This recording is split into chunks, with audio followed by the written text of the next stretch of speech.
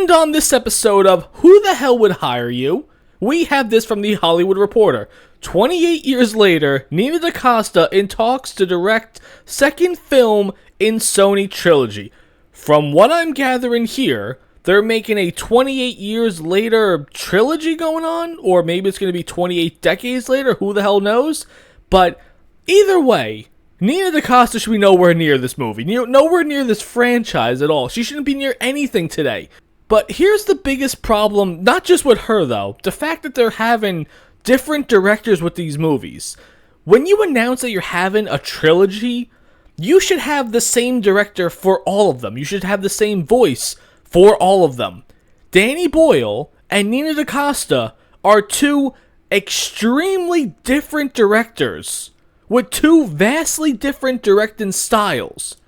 Also, one is a good director and one is a garbage director. That being said, why is Danny Boyle not doing all of these movies, especially since he did the original one? Wouldn't you want to say, hey, the first one was really good, the second one wasn't as good, so why wouldn't you just keep the guy that did the good one for all of them? I have no idea how Nia DeCosta has a job again after the Marvels. Not even the fact that the movie was bad, though, the way she handled herself. And with the movie Candyman that she directed, the only great thing about that movie was the after credits thing with the puppets. That was very well done. And if she would have handled the entire movie like she did the after credits scene, we would have had a fantastic movie. But with the Marvels, there was nothing good about that. There's nothing about the Marvels that I can point to say, yes, the movie was terrible, but it had this. It was just bad and incompetent all around. So now you want to put her in charge of 28 years later? Whatever movie of that trilogy she's doing, it doesn't matter. We had this problem with the Rey Skywalker movies, okay?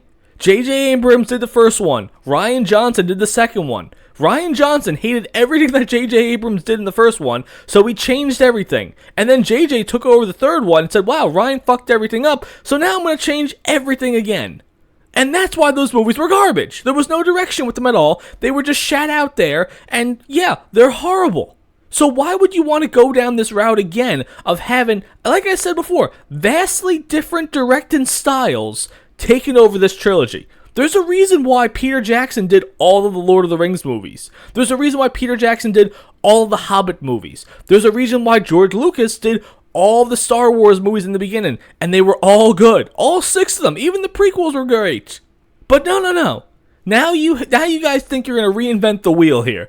You're going to hire different directors, and they're going to make consistently 3 great movies. It ain't going to happen. It ain't gonna happen. What are we even doing here, guys? First of all, in the world of Hollywood today, where everything's just a sequel or a spin-off, there's no originality whatsoever. So, if anything, to Nia DeCosta's, credit here, maybe she should just go away and do some independent stuff. Just her own thing, her own style, nothing attached to any popular IP or anything like that. No big studio calling the shots. She needs to just go away and do something without any influence from any outside source whatsoever, and let's see if this woman could actually do a good job doing something small, though. So, again, why would you give her this role? Why would you give her this opportunity?